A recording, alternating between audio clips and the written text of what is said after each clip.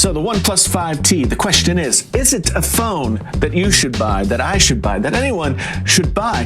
The word is out there like legend. This phone that you can get for $500. So let's take a look, shall we?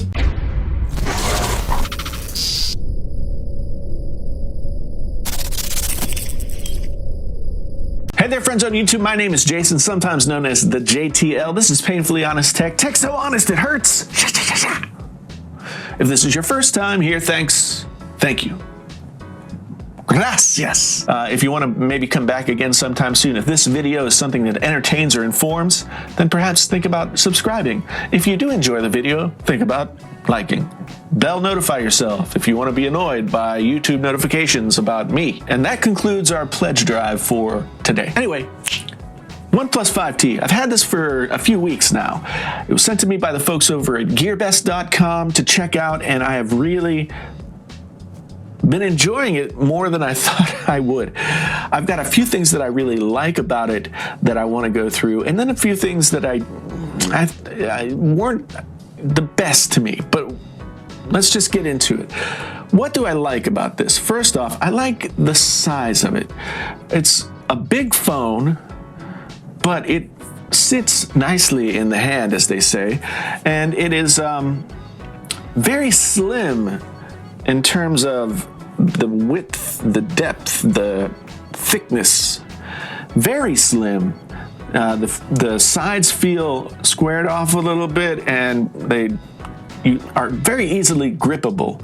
So size overall, super, super good. And it has this metal aluminum back with a fingerprint scanner, dual camera flash, and the aluminum feels very premium. I kind of like it in this year where everybody made phones out of glass, and this is much more rugged, utilitarian. I'm not afraid to carry it around. So kudos on the aluminum back. You do lose wireless charging with that, but you know, wireless charging, it's nice, but it's not a deal breaker. The screen is a 1080p LCD panel, but this is one of the most poppy, clear 1080p panels I've ever seen. I'm super impressed with how crisp and clear it is. So I don't feel as though I'm losing anything whatsoever with this panel, even though it's not as fancy as some of the other flagships out there.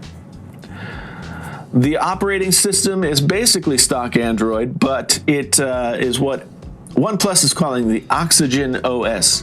There are differences to the Oxygen OS. I think the icons are slightly different, etc., and it has this proprietary sort of Google Now type thing that is nice but most people who want stock Android sort of want Google Now. But this gives you a lot of functionality. It gives you the weather, it gives you type memo, it gives you contacts, it gives you recent apps, gives you how much battery. So it's very full featured. And I think it's pretty nice, to tell you the truth. It's quick. It doesn't lag. It does the things that it should do, and that is a bonus. It hasn't slowed down. I haven't seen any hiccups or anything like that. It feels like a very light operating system that works incredibly well from day to day, getting through everyday tasks. Another thing that I really like is the biometric security features. Like, for one thing, the freaking face recognition. So there it is. There it is. There it is. There it is. It's just so fast. It's faster than Face ID. It's more reliable by far than anything that Samsung has. Just super, super sweet. And then the fingerprint unlock is even faster. So, and it's just so easy to get it to register. It just keeps registering. I have struggled so mightily with the Samsung fingerprint scanners of this past year, to the point of just I have to give up. And because I have an Exchange email account. I'm not allowed to use face recognition. I'm not allowed to use a pattern. I have to use either a PIN or the fingerprint. And man, it takes, I'm sitting there trying to get into my phone, and sometimes I get locked out because it won't register in 5 attempts. So this thing has biometrics locked down. See what I did there? Locked down. It's really, really good. Probably the best of any phone that I've used in the Android space, and rivaling Touch ID on the iPhones. Face ID is a little slower, but it's also a little bit more secure. So take that for what it's worth. One thing, it also has a headphone jack, which is nice. And I think it's really, there's no reason to not have a headphone jack. Everybody who tells me like, oh, well, iPhone took it away.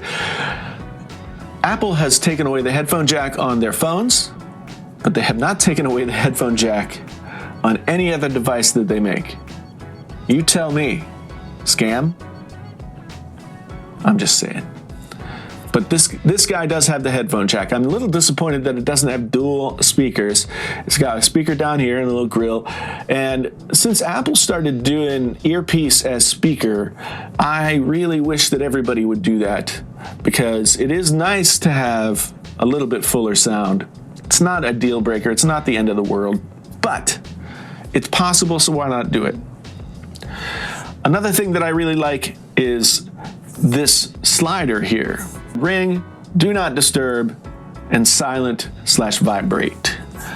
That is pretty slick, because one feature I've always liked of the iPhone is they have that mute toggle switch, and this takes it one step further, giving you access to all 3 of the settings that you can use without having to dig into the notification panel.